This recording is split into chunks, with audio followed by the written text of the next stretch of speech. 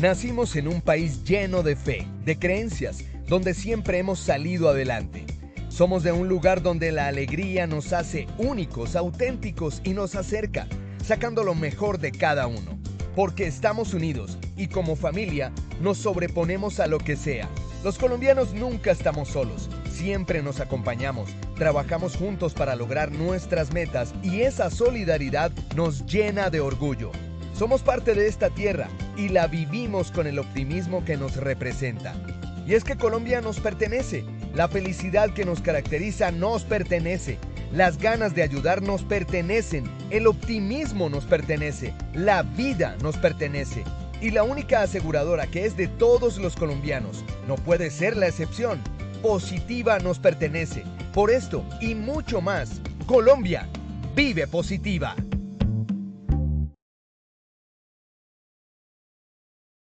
Muy buenos días para todos nuestros asistentes. Les enviamos un cordial saludo desde Positiva Compañía de Seguros y Positiva Educa. Mi nombre es Paola Quintero y seré la encargada de guiarlos en esta acción educativa de la Comunidad Nacional del Conocimiento en Medicina Preventiva y del Trabajo, con la temática titulada Sesión 7, cómo abordar los impactos en la salud mental y psicosocial del brote de fiebre amarilla en los trabajadores. Les solicitamos muy amablemente estar atentos y participar activamente en nuestro evento web. Pueden usar el chat de preguntas para realizar las inquietudes que puedan tener. Recuerden que a lo largo del evento o al final daremos un espacio para dar respuesta a las preguntas formuladas. Es un placer para mí darle la bienvenida a nuestro experto, líder de la comunidad, el doctor Cristian Alonso Ramírez. Él es médico cirujano, magíster en educación e investigación cualitativa, especialista en administración de salud ocupacional, tecnólogo de higiene y seguridad industrial, asesor internacional, profesor de posgrado y maestrías de diferentes universidades nacionales e internacionales. Doctor Alonso, muy buenos días, qué gusto tenerte nuevamente con nosotros y bienvenido. Buenos días, Paulita, ¿cómo estás? ¿Cómo te va? Bienvenida tú y bienvenidos todos nuestros asistentes a esta nueva sesión. Efectivamente, hoy vamos a estar hablando en nuestra sesión 7 de esa gran dimensión que es la parte de la psique de nuestros trabajadores y cómo se ve afectada a través del brote de fiebre amarilla. Recordemos que ya habíamos experimentado algo parecido y que efectivamente se están generando este tipo de eventos cuando estamos hablando de enfermedades que afectan a gran parte de la población, bien sea como pandemias o endemias, o en este caso, como es la fiebre amarilla, una patología que en este momento está generando una alerta de salud pública que debemos tener en cuenta. Pero lo más importante es cómo afecta la salud mental de nuestros trabajadores y de las personas que están en las zonas que se pueden probablemente contaminar. Muy bien, pero si te parece, Paulita, primero pasemos a hacer la evaluación inicial de conocimientos. Claro que sí, doctor. Iniciaremos con el sondeo. Les recordamos que realizamos dos sondeos durante el evento, uno al inicio y el otro al final. El primero tiene como objetivo evaluar los conocimientos previos de los participantes y el segundo, medir lo aprendido. Iniciamos con la primera pregunta. ¿La fiebre amarilla puede generar efectos sobre la salud mental? A, ansiedad, angustia, miedo y estrés. B, enfermedad bipolar. C, esquizofrenia. D, ninguna de las anteriores y E, todas las anteriores. Daremos 15 segundos a nuestros asistentes para que respondan la opción que consideren correcta. Son los resultados de la primera pregunta. A, ansiedad, angustia, miedo y estrés, 69%. B, enfermedad bipolar, 1%. C, esquizofrenia, 1%. D, ninguna de las anteriores, 9%. Y de todas las anteriores, 21%. Continuamos con nuestra segunda pregunta. ¿Qué factores pueden contribuir a los problemas de salud mental asociados a la fiebre amarilla? A, disminución de las defensas. B, miedo y ansiedad, estigma social y aislamiento social. C, desacondicionamiento físico. D, ninguna de las anteriores y E, todas las anteriores.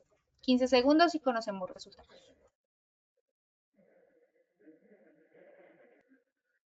Estos son los resultados. A, disminución de las defensas, 17%. B, miedo y ansiedad, estigma social y aislamiento social, 38%. C, desacondicionamiento físico 5%. De ninguna de las anteriores 1% y de todas las anteriores 38%. Continuamos con nuestra tercera y última pregunta. Intervenciones para afrontar estas consecuencias sobre la enfermedad mental. A, encuestas para detección temprana de síntomas mentales.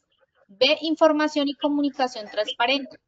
C, capacitación en manejo de estrés y afrontamiento.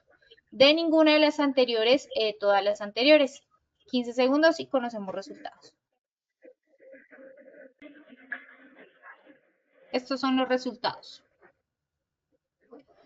A, encuestas para detección temprana de síntomas mentales, 8%. B, información y comunicación transparente, 5%. C, capacitación en manejo de estrés y afrontamiento, 23%.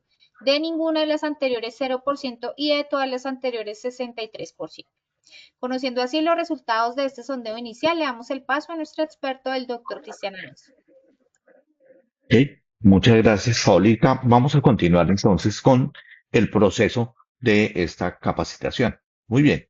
Entonces, he dejado esta frase de inicio y es sobre el tema de la salud mental específicamente.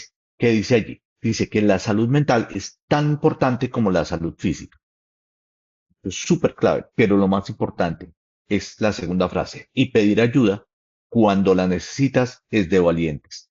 La idea con estos temas de salud mental, con una afectación física, como es el caso de la fiebre amarilla, es importante tener en cuenta que siempre se van a generar algún tipo de afectación y por ende necesitamos pedir ayuda. Eso no significa que seamos cobardes, no significa que no lo podamos afrontar, significa que debemos ser capaces de identificar que en ocasiones hay algunos eventos que pueden desbordar nuestra capacidad y nuestra resiliencia. Pero para que comencemos a mirar el tema, entremos ya en materia. Muy bien, estas frases son anónimas, pero se han acuñado con base en todo lo que pasó con el COVID-19 y en esta época que fue realmente compleja, pero que nos dejó unas lecciones bien importantes que hoy vamos a terminar analizando. Muy bien, pero primero, ¿cuál es el contenido? Uno, hablamos de los determinantes de la enfermedad mental. ¿Qué es lo que puede llevar a que la fiebre amarilla afecte la salud mental? Y vamos a ver que tiene varias vertientes. Vamos adicionalmente a mirar qué pasa con la enfermedad mental, cuáles son las enfermedades mentales que se van a poder producir y vamos a mirar cuál es ese amplio espectro que vamos a ver. Por otro lado, vamos a ver cómo las etapas de la enfermedad mental están correlacionadas a diferentes efectos sobre la salud mental. Entonces, obviamente, etapas de la enfermedad que es la fiebre amarilla y cómo se correlacionan con la enfermedad mental. Y finalmente, algunas estrategias de intervención aplicables para poder controlar esta afectación que vamos a ver. Luego, nuestro objetivo será entender por qué se genera la enfermedad mental en la fiebre amarilla, analizar cómo se correlaciona la enfermedad mental y los diferentes componentes que vamos a evaluar en estos elementos y vamos a evaluar las estrategias aplicables al final para ver qué tal nos funcionan con algunos ejemplos. Muy bien, pero para comenzar, pensemos en que la enfermedad amarilla per se puede afectar la salud mental, no solamente por la afectación de esta directamente sobre la psique, sino porque adicionalmente la fiebre amarilla puede dañar el cerebro. Y esto es supremamente importante que lo tengamos en cuenta. Entonces, entremos analizando los efectos indirectos, porque hay efectos directos que ya vamos a analizar un poquito más tarde. ¿Qué pasa con los efectos indirectos de el brote de fiebre amarilla sobre la salud mental? Entonces puede ser por la exposición al virus, por la angustia y el estrés que está generando y por las medidas de control que pueden a su vez generar algunas tasas de afectación de la enfermedad mental. Muy bien. Primero la exposición al virus. Exponerse al virus per se, o sea, la posibilidad de exponerse al virus puede causar una serie de síntomas graves, desde el daño hepático, el sangrado. Recuerden que la vez pasada estábamos hablando de que esta es una enfermedad hemorrágica y puede llegar a generar la muerte en una gran tasa de mortalidad de quienes llegan a las etapas graves. Pero ojo, solamente para los que llegan a las etapas graves. Y obviamente esa posibilidad de esa sangrado, el hecho de que sea una enfermedad icterohemorrágica, genera ansiedad per se y miedo. Y esto genera a su vez estrés. Entonces fíjense cómo estamos generando tres tipos de elementos: la ansiedad, el estrés y el miedo como disparador de todas ellas. Y recuerden que el estrés está ligado como parte de ese proceso de cómo afrontamos esta patología. ¿Eso en quién? En las personas expuestas. Los que estamos fuera de las zonas de exposición, pero viajamos a las zonas de exposición, podemos entrar a tener algún grado de angustia. Entonces está para los expuestos y para quienes pueden llegar a estar en zonas que se pueden exponer.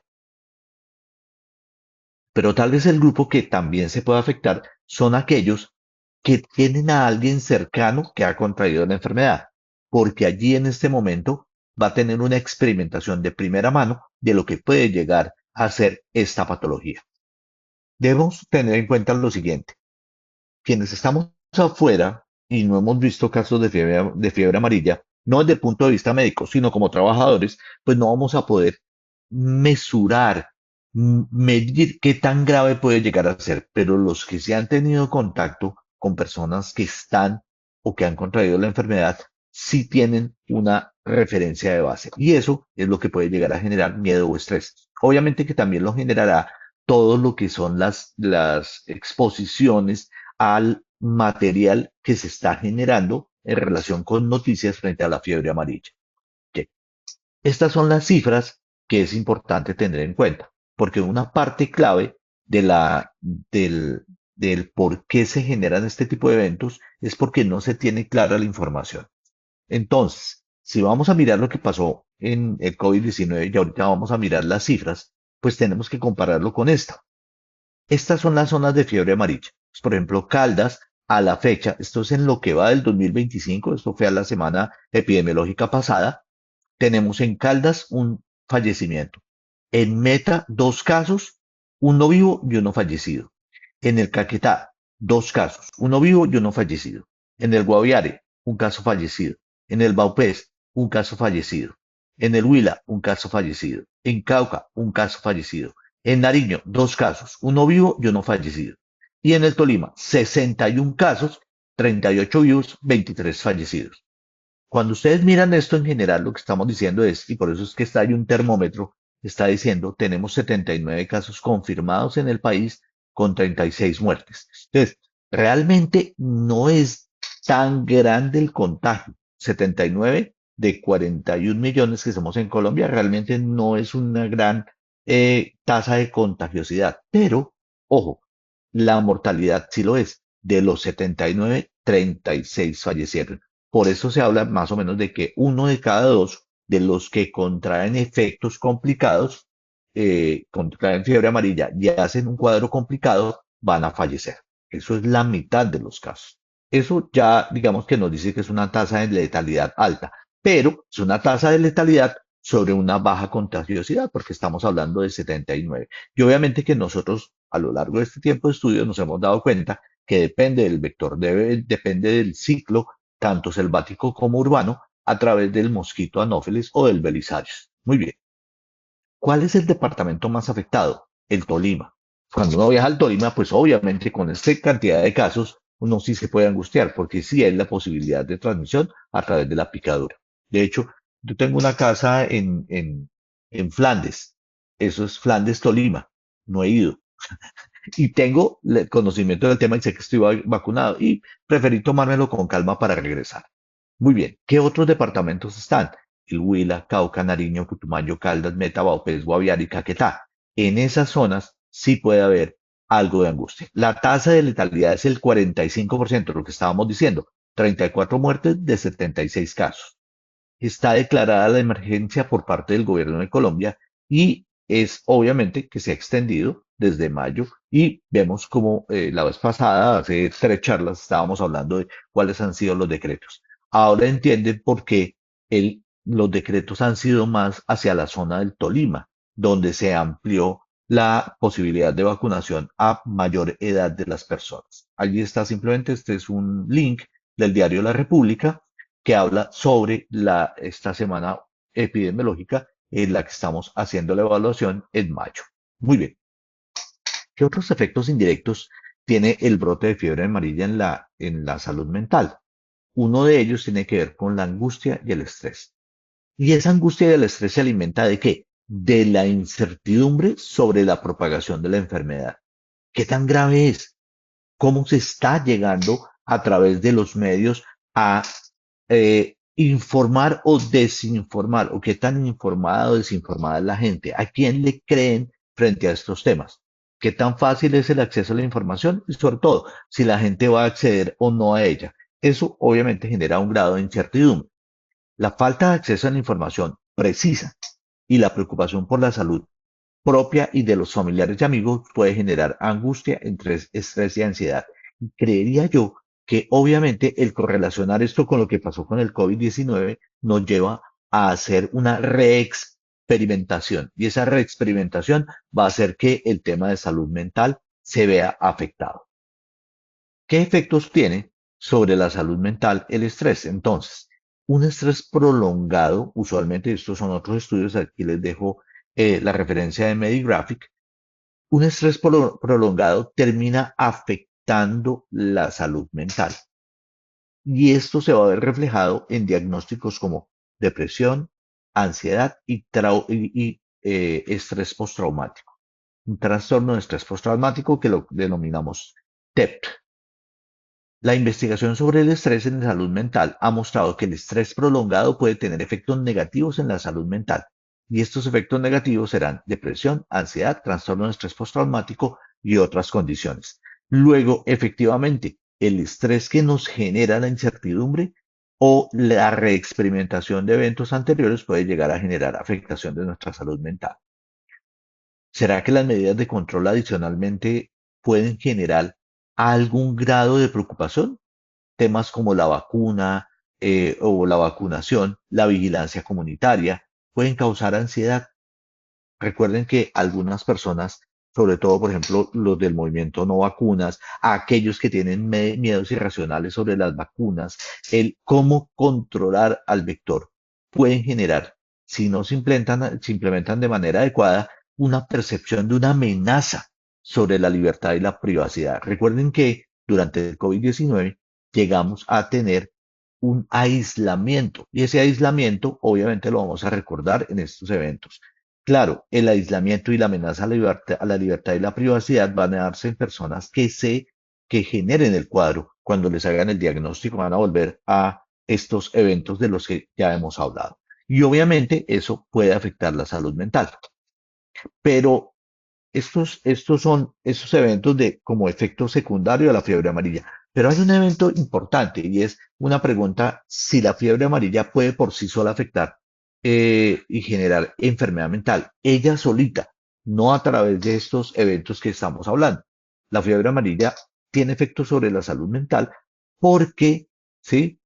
No solamente afecta la salud mental a través de los síntomas, signos físicos que se presentan, sino que en ocasiones la fiebre amarilla en etapas avanzadas, en la etapa icterohemorrágica, puede generar puede generar delirio.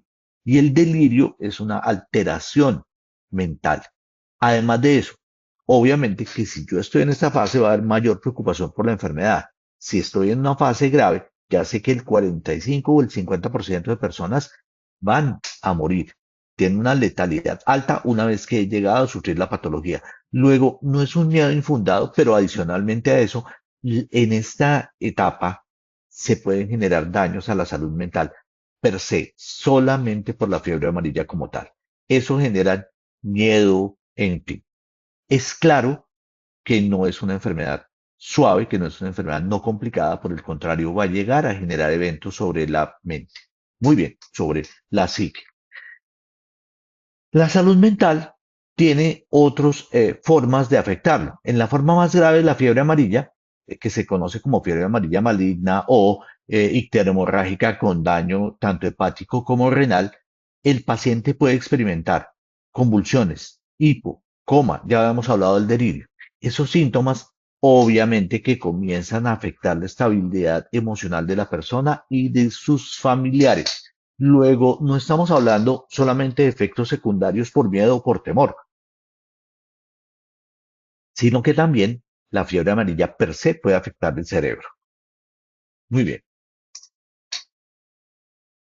Hay un impacto social indudablemente de la fiebre amarilla. Al igual que otras enfermedades de tipo infeccioso, pueden generar el estigma social, porque no sabemos cómo se transmite. Y un efecto de este estigma social fue el que se produjo con el SIDA. Recuerden que hubo momentos en que las personas que estaban en asociaciones o casas que recibían a personas con infección por VIH comenzaban a ser atacados por la gente. Pero no solamente se produjo allí. En el COVID-19, recuerden que también hubo un estigma social sobre el personal de salud y comenzaron a ser atacados. Eso generado por el miedo. Obviamente que si estamos en una zona como el Tolima, donde hay esta cantidad de casos, pues seguramente vamos a comenzar a hacer este tipo de estigmas sociales sobre los que tuvieron la patología o sobre el personal de salud. Muy bien, generando, obviamente, ansiedad y preocupación por su enfermedad. Y obviamente tratando de ocultarla porque no se sabe cuál va a ser la respuesta social que tenga este evento sobre las personas que están involucradas de alguna manera, o bien por la patología, o bien en el contagio, o bien en el tratamiento. Y obviamente esta persona que está teniendo su patología tiene que tener un aislamiento. ¿Por qué? Porque voy a tener que no dejar que sea picado por el zancudo porque el zancudo va a infectarse con el virus y esto lo va a propagar. Pero obviamente este aislamiento va a recordar eventos previos de otras patologías que hemos tenido. Muy bien. ¿Se puede generar trastorno de ansiedad? Sí. De hecho, el trastorno de ansiedad por enfermedad se caracteriza en nuestros seres humanos y les traigo este cuadro que creo que es muy conocido para ustedes en esa preocupación excesiva persistente por la posibilidad de tener una enfermedad grave, incluso cuando no hay evidencia médica de la misma. Es decir, sin que yo tenga el diagnóstico como tal, solamente pensar que puedo tener una enfermedad grave me puede llevar a ella. Y recuerden, son muchos los contagiados, pero pocos los que van a llegar. Lo hablábamos la vez pasada. ¿Cuántos llegan a tener estos eventos graves? Pues no serán en esa magnitud y cantidad. Son muchos menos los que llegan a los cuadros graves que los que se infectan.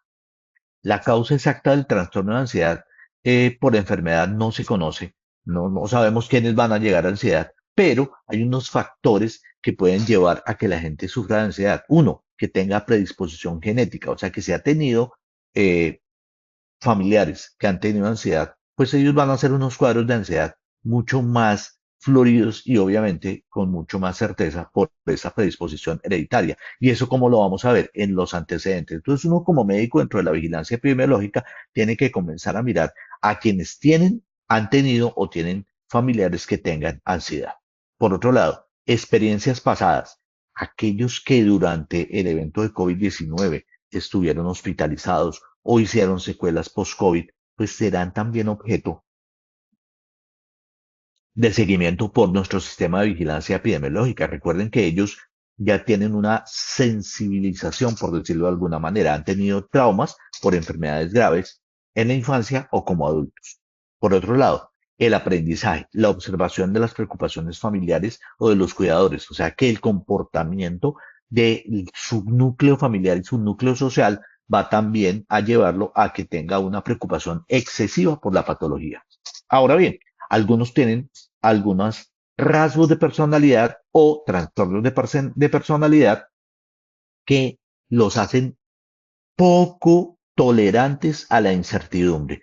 Cuando esto sucede, pues van a poder tener un trastorno de ansiedad con mucha mayor severidad. Este es un artículo de Mayo Clinic que habla de la enfermedad de la ansiedad, del trastorno de ansiedad. Ahora bien, cuando estamos en la fase de recuperación de la fiebre amarilla, fíjense que hemos hablado de cuando estamos en la posibilidad de contagio, cuando hemos tenido un evento grave. Pero ¿qué pasa cuando salimos? Recuerden que hicimos el gráfico de las fases de la enfermedad.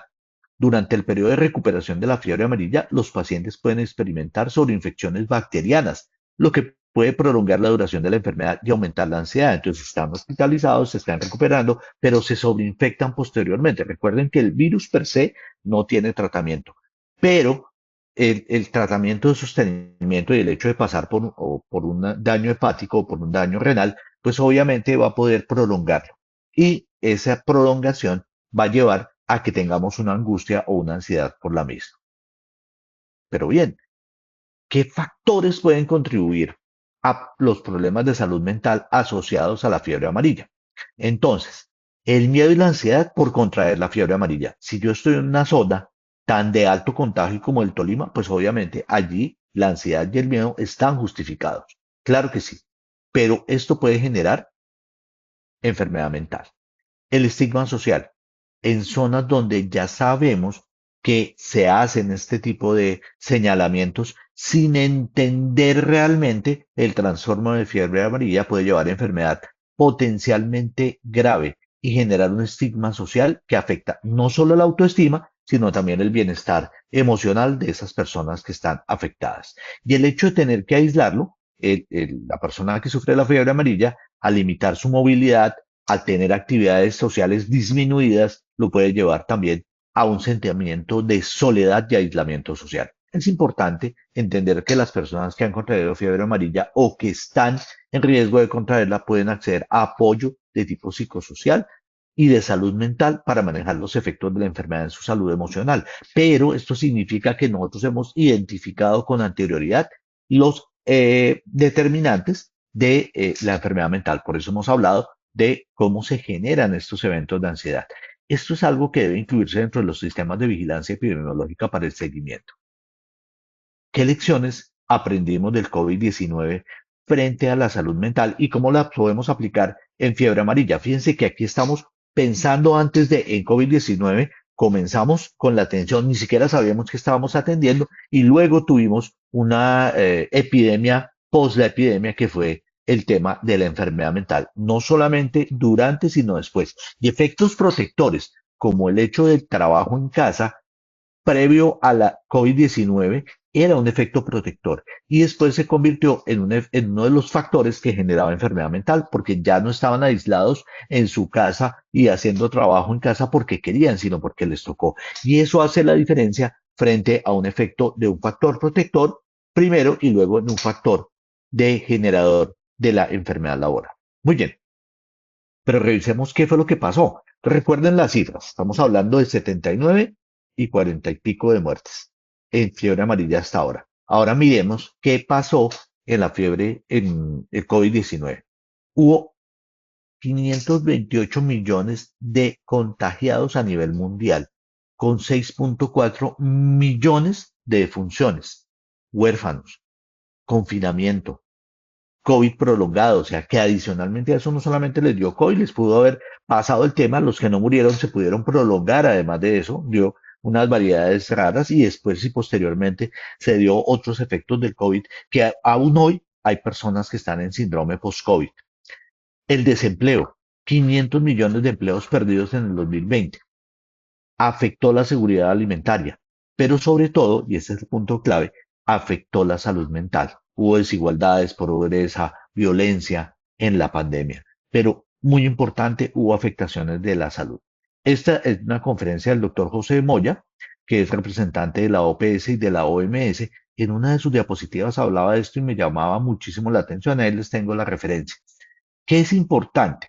No esperar a que aparezcan las afectaciones de la salud mental para incluirla en los planes de manejo, en este caso de la fiebre amarilla. Por eso, aunque no hay diagnósticos correlacionados de enfermedad mental, yo no he encontrado ningún reporte de enfermedad mental por fiebre amarilla, no tenemos que esperar a que aparezcan para poder entrar a mirarla. Por eso es importante este tema donde estamos diciendo, ojo, puede aparecer la enfermedad mental, las variedades y quiénes son proclives para poder incluirlo.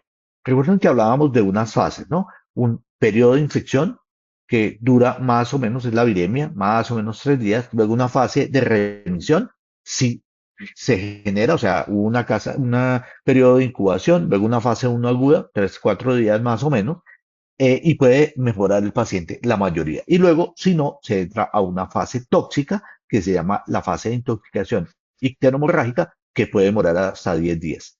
Y es posible que los pacientes se compliquen y mueran en un porcentaje alto de los que están en el periodo de intoxicación.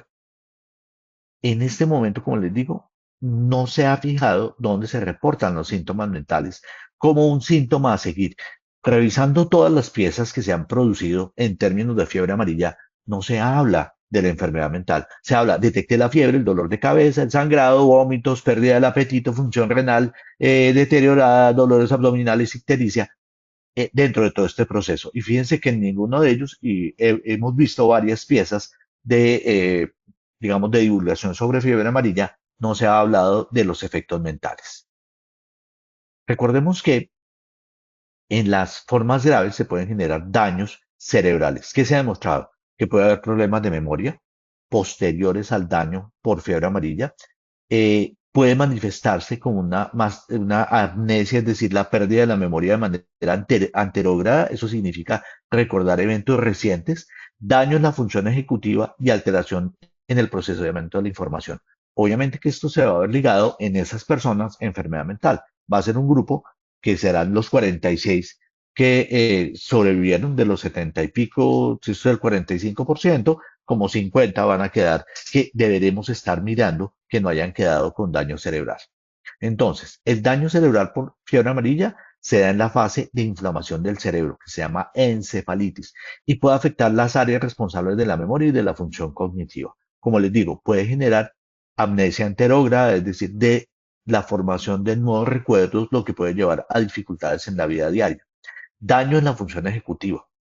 Eso puede afectar la capacidad para planificar, organizar y llevar a cabo tareas complejas. Alteración en el procesamiento de la información. Eso significa que puede afectar la forma en que yo comprendo la información, en que yo proceso la información y llevarme a dificultades en la comunicación y la interacción social.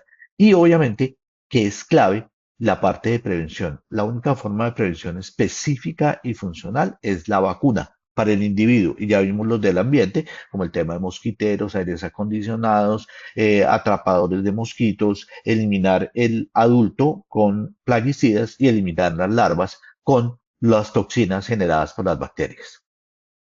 En la fase aguda se puede generar, recuerden que hablábamos de la fase aguda, después de la viremia, cuando se comienzan a presentar estos síntomas que tenemos a mano izquierda. Claro, porque hay una incertidumbre frente al tipo de patología que se va a generar. Si la gente sabe que ya tiene la infección y está en esa zona, va a tener una gran incertidumbre. Mm, Tal vez la pregunta clave para este grupo de personas sería si va a ser fatal la patología, es decir, si va a llevar a muerte. Recuerdo mucho que estaba con mi hija, ya habíamos salido, ya se había, digamos, liberado un poquito el tema del COVID-19 y nosotros nos fuimos para Pereira con ella a recorrer el eje cafetero.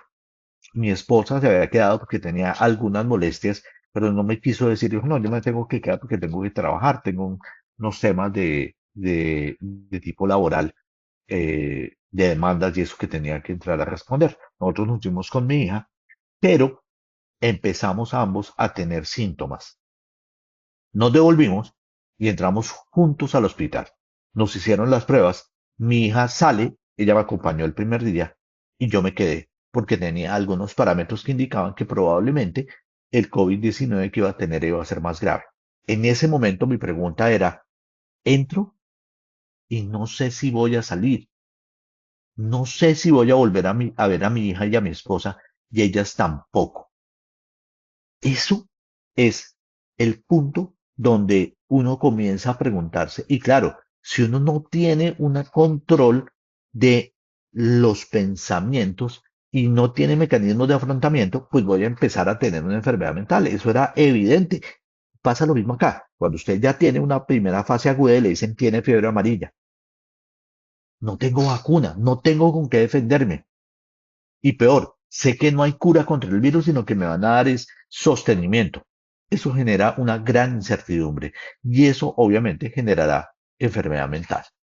De nuevo pongo la imagen que teníamos allí de fiebre amarilla. Entonces, en estas zonas de alto riesgo, que son las que ya hemos vigilado, debemos estar pendientes de estos temas. Es decir, allí es donde hay que implementar la vigilancia epidemiológica. Recuerden que en el resto de zonas pues no vamos a estar expuestos. Luego allí no va a haber una angustia. Ahora bien, un punto clave será analizar, por ejemplo, si el tema de la vacunación puede llegar a generar en algún grado enfermedad mental. Efectivamente, este estudio de Cepeda Andrés Dulcey del año 2008 demostró que podía generarse una encefalitis viral posterior a la vacunación. Pero ojo lo que dice, es un cuadro poco frecuente y escaso. ¿Eso qué quiere decir? Que son muy poquitos los personas que van a poder generar una encefalitis. Lo traigo para comentarles que efectivamente la vacunación es segura. Recuerden que cuando hablamos de la vacunación y vamos a tener una oportunidad de profundizar sobre la vacunación, todos los medicamentos, un simple acetaminofén o un ácido acetilsalicílico puede llegar a tener efectos secundarios y adversos. Pero son tan pequeños que sus ventajas los superan. No significa que no se presenten estos efectos de tipo desde letal hasta muy severo, pero el tema es que la mayoría de la población que se vacune va a poder tener un riesgo menor de contraer la enfermedad, que es más letal que esos pocos casos que se van a presentar, como en este caso de encefalitis viral. Eso es clave tenerlo en cuenta. Ahora bien, la gente le tiene miedo a los efectos de la vacuna que son adversos. Entonces el enrojecimiento de la piel, a veces puede estar, este es un efecto un poco con eritema, con flictenas, es decir, con ampollitas. Eso puede darse en el sitio de la infección. Son comunes y suelen ser leves. Entonces, seguramente puede tener fiebre en las 24 o 48 horas después de la vacunación. Eso tenemos que comunicárselo a la gente para que esté tranquila. Eso puede pasar.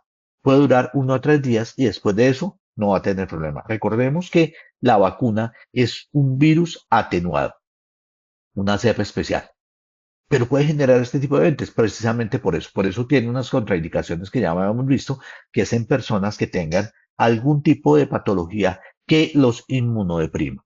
Entonces, puede generar dolor de cabeza, dolores musculares, malestar general y astenia, es decir, fatiga.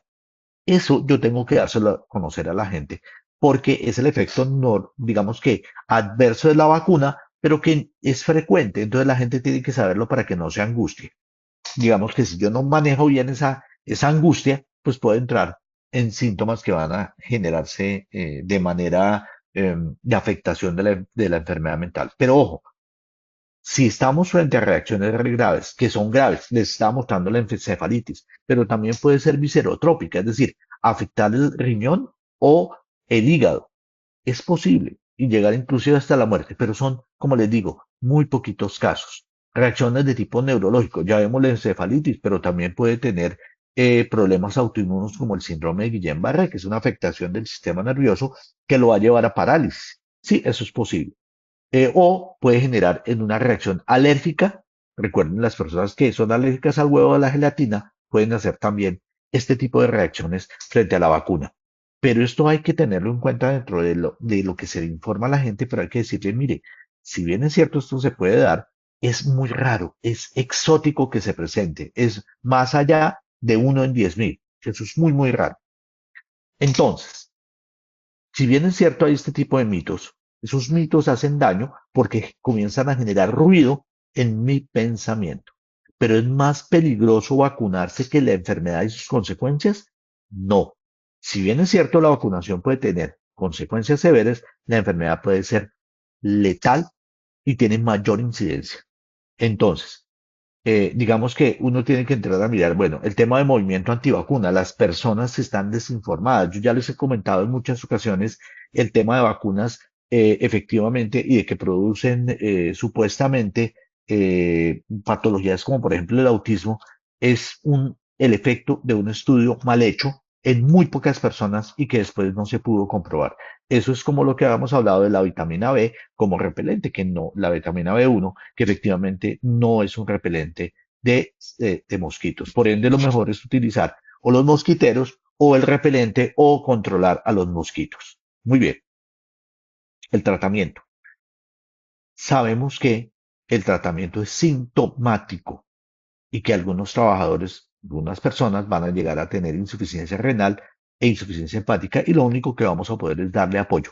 Pero recuerden que también ese apoyo es muy grande, o sea, hoy en día tenemos unidades de cuidado intensivo supremamente preparadas y muchas en el país, de manera tal que no va a ser un problema. Pero además de eso, fíjense que tampoco son tantos los casos, no como pasó que se sobrepasó la capacidad hospitalaria, luego eso hay que quitarlo de la preocupación de la gente. Ahora bien, ¿cómo intervenimos y qué debemos hacer con esas enfermedades mentales que se pueden producir por la fiebre amarilla? Como les dije, en este momento no hay diagnósticos reportados como enfermedad mental por fiebre amarilla, por eso nos estamos preparando previo a. ¿Qué se debe hacer? Uno, evaluación psicosocial y detección temprana.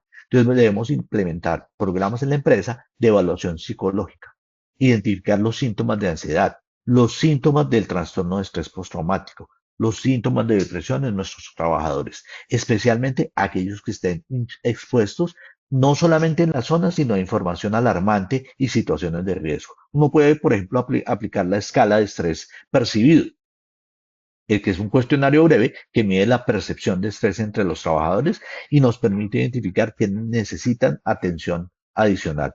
Les dejo un artículo de Gómez et al. Para la salud mental en emergencias. ¿Cómo podemos hacerlo desde la Revista Colombiana de Psicología? Información y comunicación transparente. Fíjense que yo no les dije acá que efectivamente la vacuna no tenía ningún efecto. Eso sería ridículo, porque sí lo tiene. O negarnos que no es letal. Claro que es letal la patología. Claro que hay efectos adversos de la vacunación. Eso tiene que hacerse de manera clara, veraz, oportuna. Y eludir las noticias falsas, las fake news. Recuerden que hoy en día, con esta, digamos, facilidad que tenemos de acceso a la información, nos toca ver cuál es la información adecuada. Esta, por ejemplo, es una referencia de la Organización Mundial de la Salud sobre comunicación y gestión de riesgos en salud pública. Es decir, cómo se debe hacer de manera responsable la información que debe ser clara, veraz y oportuna sobre la fiebre amarilla, generando confianza y generando comprensión. Entonces, hay cuestionario, por ejemplo, nos puede llegar a mirar qué está pasando con cómo estamos generando la información y cómo lo está percibiendo la gente. ¿Confían en la información que le estamos dando, en la información que está recibida? ¿Le facilita ajustes de comunicación? Es decir, evaluemos también cómo tenemos información clara y transparente y cómo la percibe la gente y qué tanto lo están creyendo, qué tanto lo que estamos diciendo lo creen. Eso es supremamente importante. Muy bien. Tercer elemento, la capacitación en el manejo del estrés y las habilidades de afrontamiento. Recuerden que un punto importante es qué competencias, qué habilidades tenemos para manejar el estrés y el afrontamiento.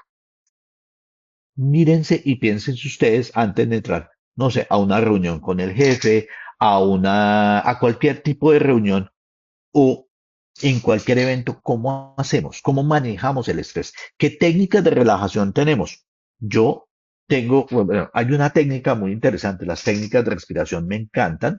Recuerden que hay varias técnicas. De hecho, quienes han estado en los talleres de positiva que hemos hecho en Bogotá, en Manizales y el que vamos a realizar el día de mañana en Barranquilla, se les suministran dentro del kit unos, y los que estuvieron en el seminario de la Sociedad Colombiana de Medicina del Trabajo, hay unos kits para manejo de la enfermedad mental y de cómo podemos controlarlo. Entonces, les enseñan a respirar, una respiración cuadrática, cuánto debe uno hacer, cómo debe concentrarse en la respiración, cómo entra el aire, cómo sale el aire para que podamos estar eh, totalmente concentrados en la respiración y no en lo que está pasando en alrededor o lo que está pasando como una pululación del pensamiento que no me permite y que es intrusivo. El mindfulness, que es la concentración en un evento determinado, que ya no es una técnica de relajación, sino de orientación del pensamiento a habilidades para manejar la incertidumbre. ¿Cómo manejas la incertidumbre mi trabajador? Y eso obviamente que me va a ayudar como parte de las mismas herramientas del sistema de vigilancia epidemiológica de riesgo psicosocial, porque en ese orden de ideas vamos a poder afrontar de manera adecuada la enfermedad. Tenemos un test, que es un test de resiliencia de Connor y Davidson, que es importante tenerlo en cuenta y que me valida la capacidad del empleado para recuperarse frente a una situación adversa y me ayuda a orientar las intervenciones específicas. La referencia es de Kabat y Zinn del 2013, que habla no solamente de técnicas como el mindfulness, sino otras técnicas para poderlo manejar. Recuerden que el yoga es meditación en acción. Yo puedo hacer meditación. La meditación contiene también técnicas de respiración. Le quitamos el contenido que puede llegar a tener este tipo de técnicas, digamos, desde el punto de vista de religioso. Son técnicas de manejo del pensamiento y de control del mismo. ¿Qué otras técnicas? Apoyo psicológico y atención en crisis. Recuerden que tenemos muchas herramientas ya en Colombia para poder, y de hecho lo brindan las ARLs de prestación, y en este caso positiva lo tienen, esa posibilidad de acceder a apoyo psicológico. Se hacen, por ejemplo, coach de primeros auxilios. Entonces existen unos primeros auxilios psicológicos y de hecho ustedes pueden acceder a ellos. Se puede entrenar la gente en positiva. Hay un programa de entrenamiento de estas personas que van a ayudar a los otros. Por ejemplo, se utiliza en el tema de pensamiento de tipo suicida, cómo se genera y todo esto. Pero lo importante allí es el apoyo psicológico, cómo yo puedo tener personas entrenadas dentro de la misma empresa que le puedan brindar un seguimiento de estos tipos de signos y síntomas, pero cómo yo puedo entrar a manejarlo. Entonces, ese kit que proporciona positiva y que le da a través de competencias a otras personas para manejarlo, no solamente le personan, no solamente le permiten a la persona que aprendió el primer auxilio psicológico, sino que esa persona lo puede dar a otras y puede hacer una ayuda de esas personas que están teniendo probablemente este tipo de pensamientos. Claro, será mucho mejor en las zonas donde estamos hablando de este tipo de patología. El apoyo psicológico facilita una asesoría psicológica individual, como les dije, a través de estas personas que se entrenan en primer auxilio psicológico o a través de psicólogos que están para tal fin. Recuerden que ya tanto las secretarías como el ministerio también han dejado algunas posibilidades de apoyo. Obviamente que las empresas van a tener trabajadores emocionalmente afectados, entonces hay que llevarlos hacia este tipo de herramientas. Hay un examen que es el mini examen de sintomatología de trauma, que es el MST. Es un breve cuestionario que identifica síntomas de trauma, angustia y permite priorizar los casos que requieren atención inmediata. Entonces, este también puede ser una forma de hacer ese apoyo psicológico a través de un mini examen previo que nos va a permitir filtrar. No le podemos dar apoyo a toda la población. Podríamos hacerlo a través de capacitaciones o de eventos como los anteriores, donde le estamos dando herramientas de afrontación a la gente, de afrontamiento. La promoción del bienestar y la resiliencia en el entorno laboral. ¿Cómo yo fomento un ambiente que sea de trabajo positivo, que refuerce los vínculos sociales, que promueva las actividades recreativas? Esto me permite tener un, una psique más fuerte, que pueda afrontar de manera clara y clave los eventos de salud que se pueden llegar a generar. Ese punto es clave. ¿Cómo fomento yo la resiliencia de la gente? Y uno ya sabe quiénes son, digamos, un poquito más susceptibles a maximizar este tipo de pensamientos y este tipo de eventos. Realmente, por ejemplo, la herramienta que les propongo aquí es la escala de bienestar psicológico, de Psychological Wellbeing Scale.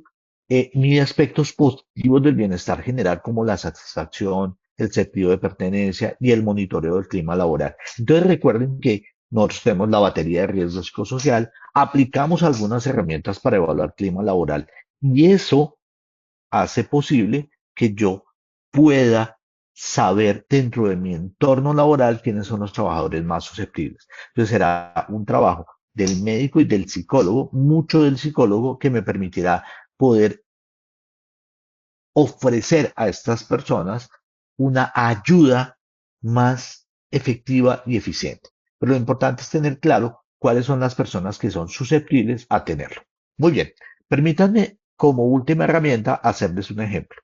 Esto que ustedes están viendo ahí, que son unas medias y que tiene un fonendoscopio, se llama Crazy Socks for Dogs. Y tiene un perrito en el diafragma del fonendoscopio. Mi hija, que yo les he contado en anteriores ocasiones que es anestesióloga, también médica como yo, pero médica anestesióloga, empezó a llegar con el tema de medias y de hecho yo era muy formal en el tema de mis medias, azules, grises, cafés, blancas en algunas ocasiones, obviamente bien utilizadas, pero no tenía medias locas. Este movimiento es una campaña que se llama hashtag numeral Crazy Socks for Dogs. Nació para hacer visible lo invisible. Entonces, este movimiento de las medias locas, ¿sí? Buscaba visibilizar el estrés crónico de la población en salud, la ansiedad silenciada, la depresión oculta tras de la bata blanca, el burnout que se normalizó y el suicidio del que no se habla.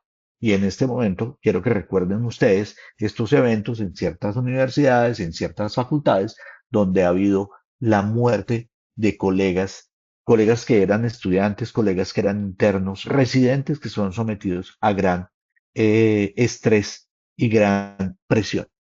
Y una forma de mejorarlo, de por lo menos visibilizarlo, era este movimiento de las medias locas. Entonces, hoy en día, digamos que hay este movimiento que nos permite visibilizar eso que es invisible. Un poco la referencia del por qué lo estoy trayendo es también cómo visibilizamos en la empresa eso que en algunas ocasiones es invisible. Y si pasa en salud, muy seguramente sucede en otro lado. Nosotros estamos tan cerca de los signos y los síntomas, pero a veces somos los que menos lo vemos porque estamos metidos dentro del problema. Entonces, hay muchos profesionales que están agotados, dolidos, solos y aún siguen atendiendo y salvando y sosteniendo vidas mientras la de ellos está cayendo. ¿Por qué no pedir ayuda? Y fíjense que esta es la misma pregunta con la que inicié en la frase. ¿Por qué no pedir ayuda? Quien pide ayuda es un valiente, no solamente es una víctima, es un valiente, que es lo importante.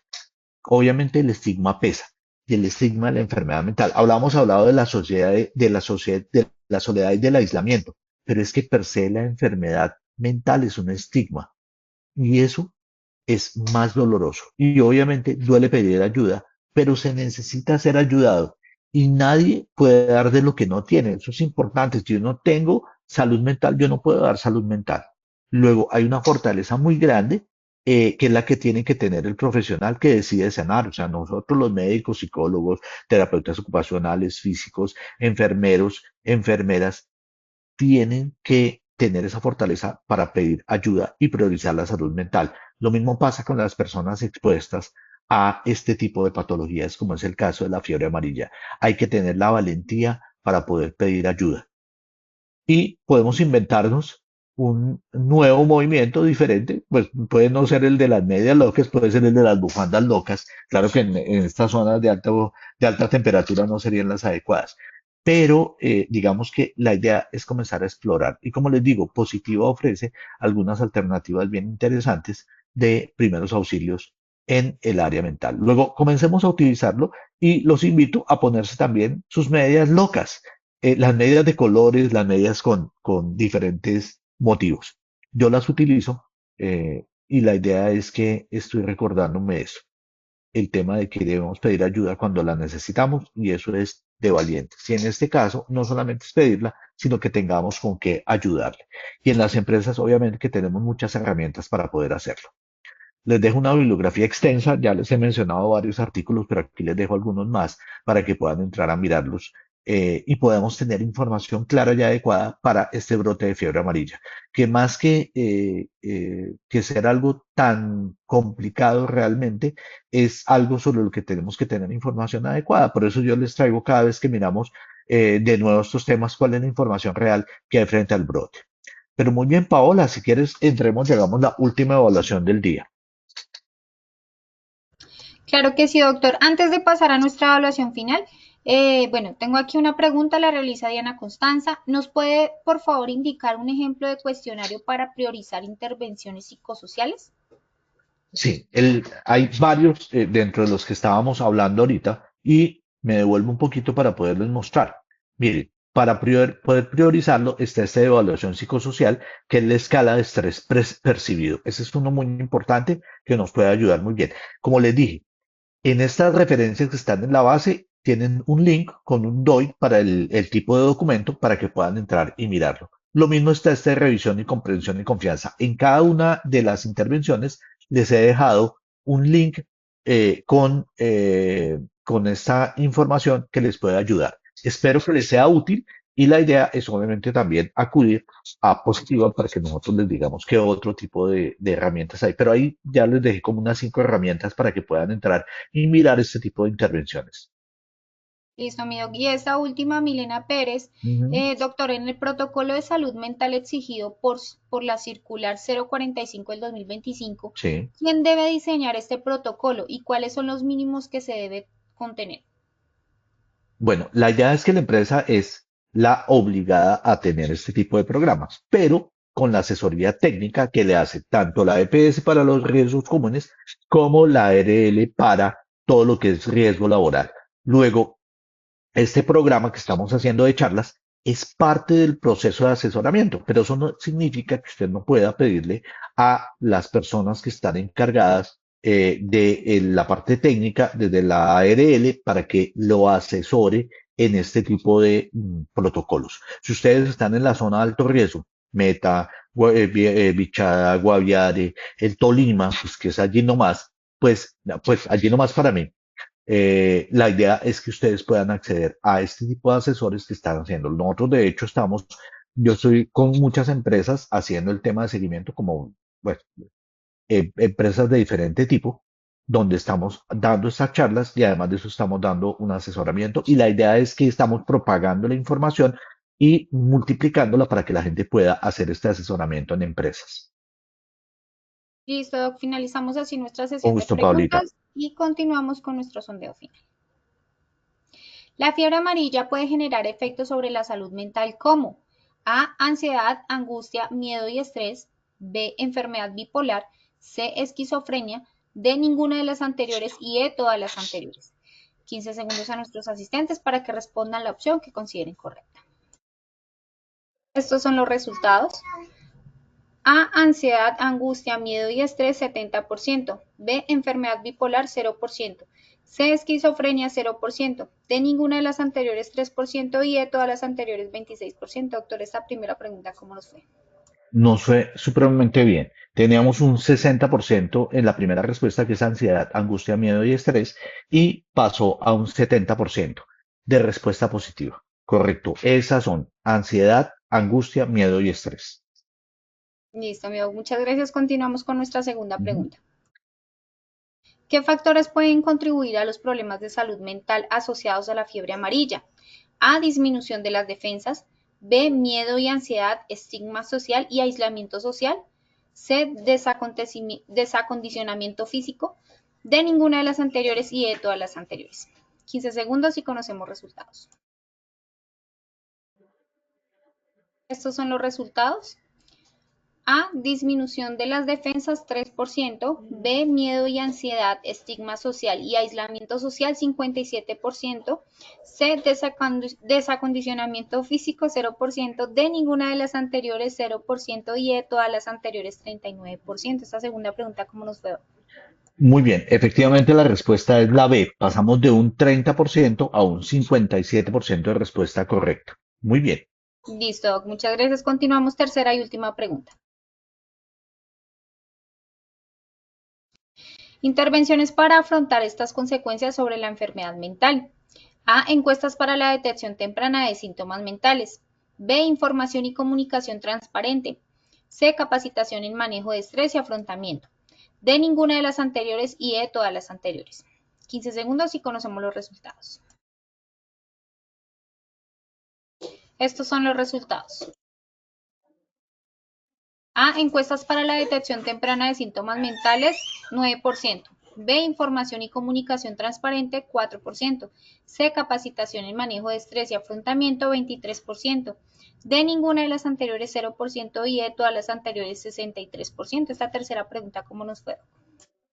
Efectivamente nos fue muy bien, son todas las anteriores, todas son correctas, de manera tal que pasamos de un 60 a un 63, de un 53%, perdón, a un 63% de respuesta correcta. Muy bien, muy Listo, bien. mi doctor. Alonso, muchas gracias por compartir con nosotros A ti, esta valiosa. Paulita. Nos veremos en futuras oportunidades. Bueno, que estén muy bien. Gracias a todos ustedes, que estén muy bien. Muchas gracias, doctor. Para todos nuestros asistentes los invitamos a ver el siguiente video.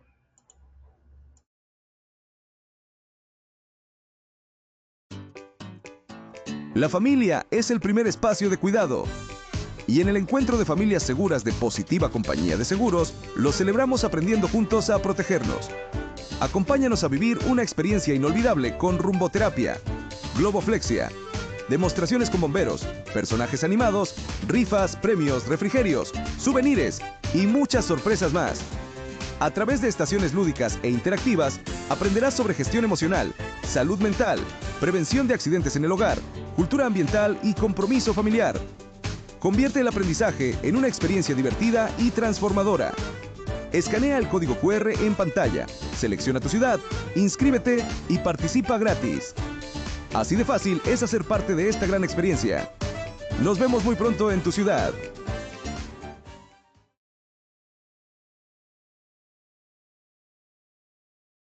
Queremos hacerle esta gran invitación para todas las familias de Florencia, Mocoa, Leticia, a que se animen a participar con nosotros de este evento de Familias Seguras, un evento del cual pueden participar con todo su núcleo familiar. Estaremos en Florencia el 31 de mayo, Mocoa 7 de junio, Leticia 14 de junio. Así de fácil es hacer parte de esta experiencia. Escanea el código QR que aparece en pantalla, selecciona la ciudad de tu interés, inscríbete y participa. Recuerda, es certificado y no tiene costo. De antemano, muchas gracias por su participación y acompañamiento. Les recordamos que pueden acceder a estas y muchas otras acciones educativas a través del Centro Virtual de Enseñanza y Aprendizaje Posipedia, www.posipedia.com.co, donde encontrarán todas nuestras comunidades del conocimiento y más información sobre nuestro Plan Nacional Multimodal de Educación en Seguridad y Salud en el Trabajo.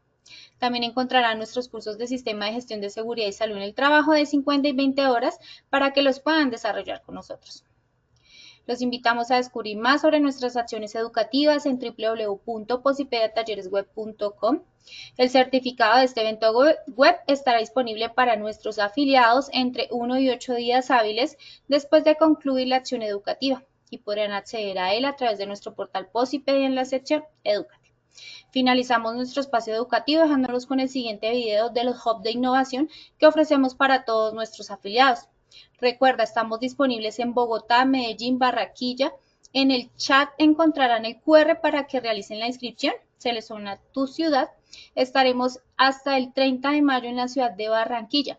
No esperes más y participa. Que tengan un excelente día.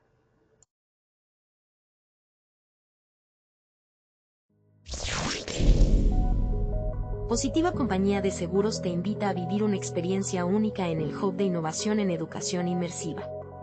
Podrás capacitarte de forma gratuita usando simuladores de realidad virtual para enfrentar situaciones como trabajo en alturas, espacios confinados, manejo de extintores, seguridad vial y mucho más, todo en un entorno seguro y controlado. Esta formación está dirigida a trabajadores, directivos, responsables de SST y profesionales que quieran fortalecer sus habilidades y contribuir a una cultura de prevención moderna y efectiva. Podrás participar de manera individual o reservar el espacio exclusivamente para tu empresa. Escanea el QR que aparece en pantalla o copia el link que dejamos en la sección de preguntas. No te lo pierdas. Acércate al Hub de tu ciudad, inscríbete y transforma la manera en que aprendes sobre seguridad laboral. ¡Te esperamos!